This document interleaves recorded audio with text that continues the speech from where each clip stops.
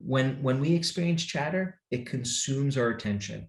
What a lot of research shows is that if you can find a safe green space to go for a walk in or interact in, and I say safe as an aside because I grew up in a part of Brooklyn where green spaces, parks were synonymous with danger and threat. And so I don't encourage you to go into those kinds of spaces. But if you find a safe park or tree-lined neighborhood to take a walk in, what research shows happen is our attention naturally drifts away from our chatter and onto the subtly intriguing shrubs and trees and flowers around us. So our attention drifts away and is subtly captured by those we call them stimuli, those things in our environment.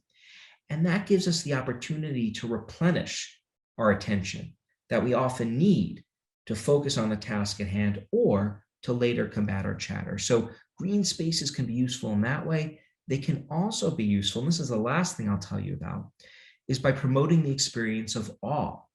Awe is an emotion we experience when we're in the presence of something vast that we have trouble explaining.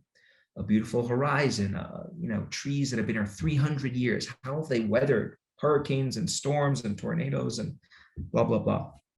When we experience awe, what happens is we experience something called a shrinking of the self. When we're pondering something really vast and indescribable, our own concerns feel a whole lot smaller by comparison. And that makes it easier for us to manage our chatter. And the cool thing about awe is, although you often get it from a natural environment like a green space, you could also get awe from other places. Like the most powerful awe experience I had recently was watching the Mars rover land on Mars.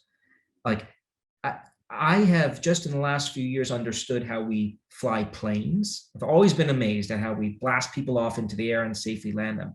Now I've got to contemplate interplanetary travel, right? We landed an SUV with a small helicopter in the roof on another planet and sending us pictures.